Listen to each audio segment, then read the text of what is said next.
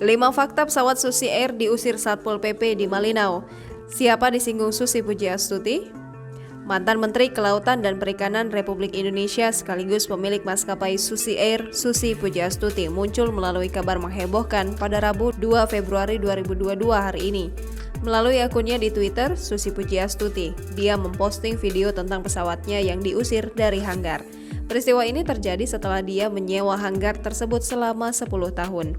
Dalam kicauannya, Susi Pujiastuti juga menyinggung tentang kuasa dan jasa maskapainya selama ini seolah tak dihargai pemerintah. Terkait dengan pengusiran pesawat Susi Air, berikut fakta-faktanya. Dikabarkan melalui Twitter, Susi Pujiastuti menyampaikan kabar soal dikeluarkannya pesawat miliknya dari hanggar melalui akun Twitternya pada Rabu hari ini. Dia mendapat kiriman video dari anaknya. Terjadi di Malinau. Pengusiran itu terjadi di hanggar Bandara Kolonel R.A. Besing Malinau, Kabupaten Malinau, Kalimantan Utara. Dilakukan Satpol PP. Petugas yang mengusir bukanlah aviation security, melainkan personil Satpol PP atau Pamong Praja. Disewa 10 tahun.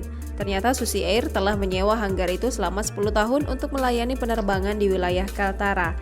Maskapai telah mengajukan perpanjangan kontrak sewa sejak November 2021. Perpanjangan dilakukan karena masih ada pesawat yang belum selesai proses maintenance dalam waktu dekat.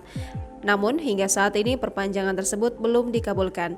Susi Air kabarnya telah meminta perpanjangan selama 6 bulan atau minimal 3 bulan ke depan. Singgung kekuasaan. Dalam kicauannya di Twitter pada hari Rabu, Susi Pujiastuti menyinggung soal kekuasaan dan wewenang yang seperti disalahgunakan. Jasa perusahaannya melayani pelosok Kalimantan Utara seolah tidak dianggap.